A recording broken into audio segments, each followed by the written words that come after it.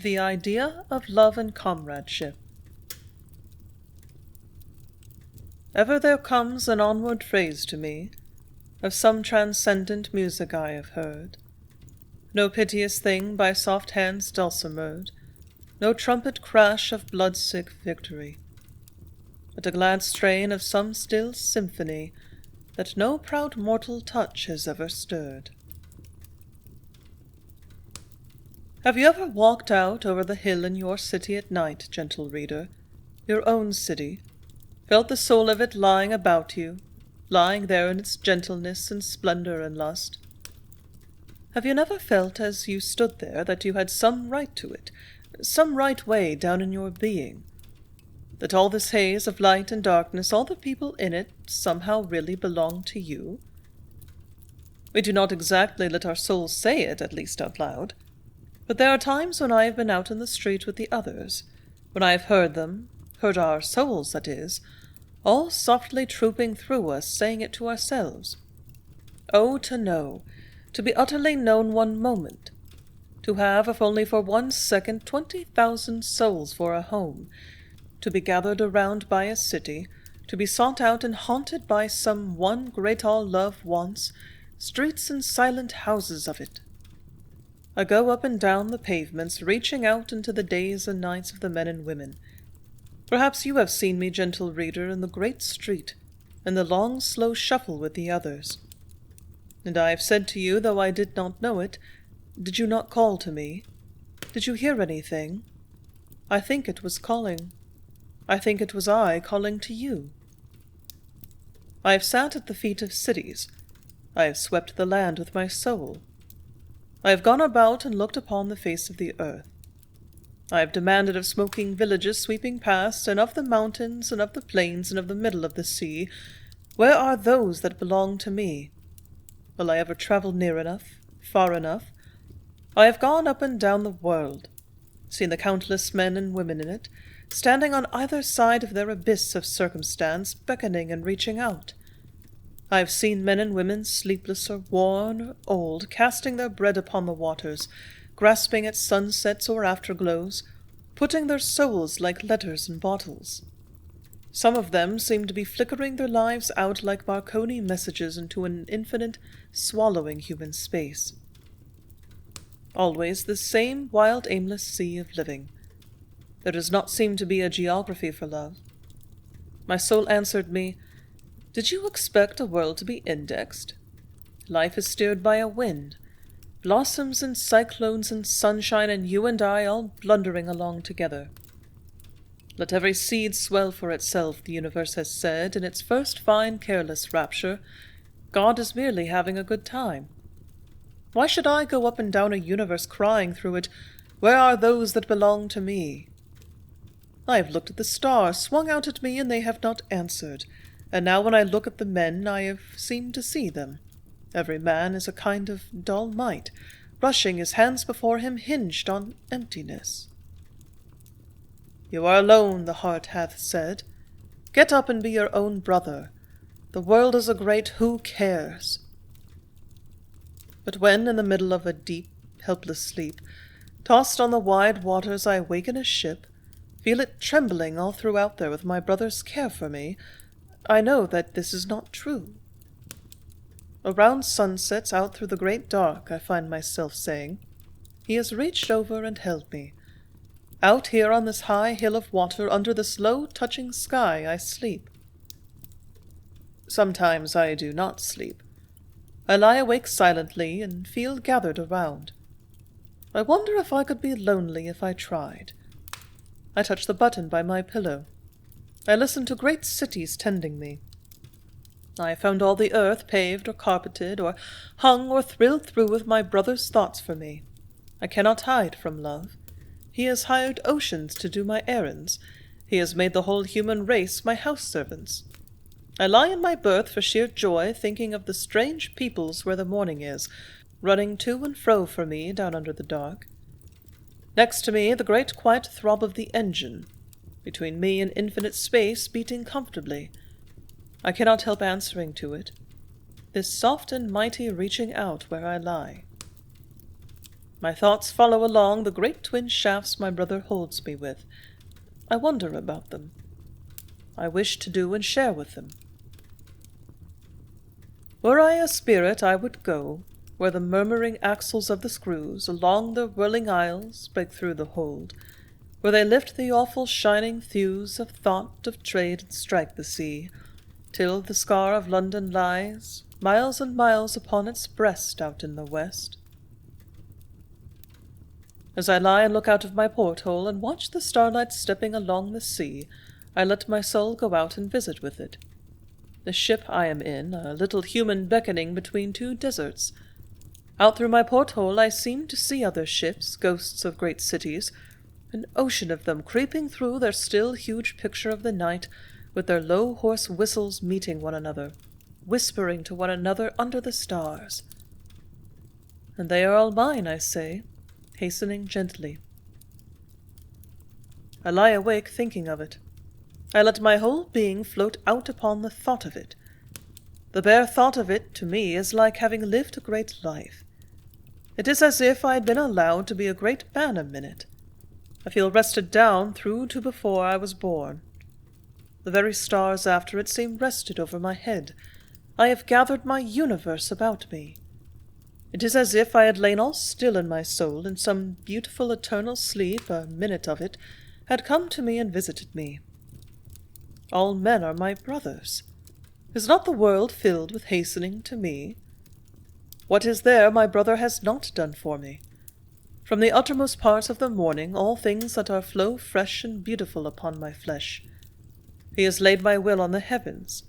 His machines are like the tides that do not stop. They are part of the vast antennae of the earth. They have grown themselves upon it. Like wind and vapor and dust, they are part of the furnishing of the earth. If I am cold and seek furs, Alaska is as near as the next snowdrift. But my brother has caused it to be so. Everywhere is 5 cents away. I take tea in Pekin with a spoon from Australia and a saucer from Dresden. With the handle of my knife from India and the blade from Sheffield, I eat meat from Kansas. Thousands of miles bring me spoonfuls. The taste in my mouth 5 or 6 continents have made for me. The isles of the sea are on the tip of my tongue. And this is the thing my brother means, the thing he has done for me, solitary.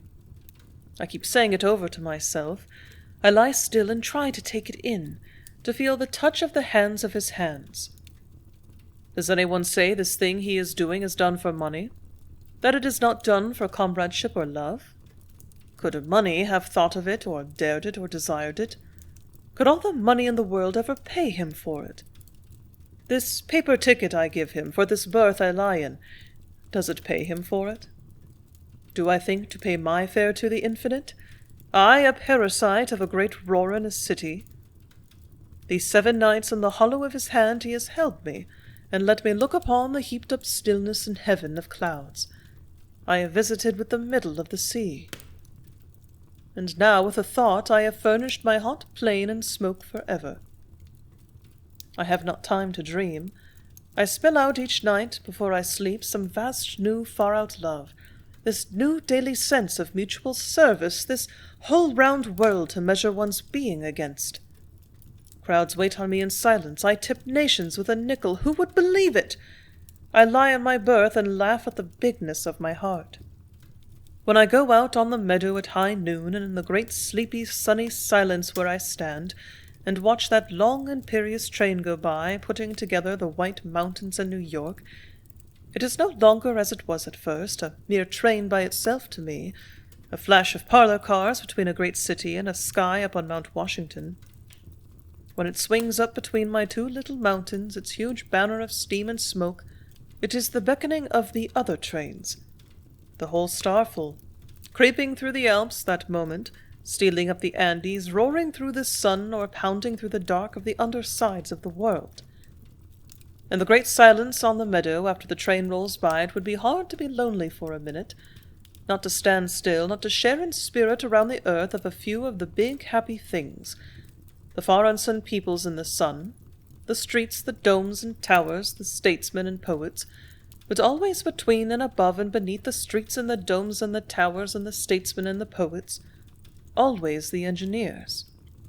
I keep seeing them, these men who dip up the world in their hands, who sweep up life, long, narrow little towns of souls, and bowl them through the days and nights. In this huge, bottomless, speechless, modern world, one would rather be running the poems than writing them. At night I turn in my sleep. I hear the midnight mail go by. That same still face before it, the great human headlight of it. I lie in my bed wondering. And when the thunder of the face has died away, I am still wondering. Out there on the roof of the world, thundering alone, thundering past death, past glimmering bridges, past pale rivers, folding away villages behind him, the strange, soft, still little villages, pounding on the switch-lights, scooping up the stations, the fresh strips of earth and sky, the city swooned before him, swooned past him, thundering past his own thunder, echoes dying away, and now out in the great plain, out in the fields of silence, drinking up mad, splendid little black miles. Every now and then he thinks back over his shoulder, thinks back over his long, roaring, yellow trail of souls. He laughs bitterly at sleep, at the men with tickets, at the way the men with tickets believe in him. He knows, he grips his hand on the lever, he is not infallible. Once, twice he might have... he almost... Then suddenly there is a flash ahead. He sets his teeth, he reaches out with his soul, masters it, he strains himself up to his infallibility again. All those people there, fathers, mothers, children, sleeping on their arms full of dreams. He feels as the minister feels, I should think, when the bells have stopped on a Sabbath morning, when he stands in his pulpit alone, alone before God, alone before the great silence, and the people bow their heads. But I have found that it is not merely the machines that one can see at a glance are woven all through with men, like the great trains, which make the big companions. It is a mere matter of getting acquainted with the machines, and there is not one that is not woven through with men, with dim faces of vanished lives, with inventors. I have seen great wheels, and steam and smoke like swinging spirits of the dead.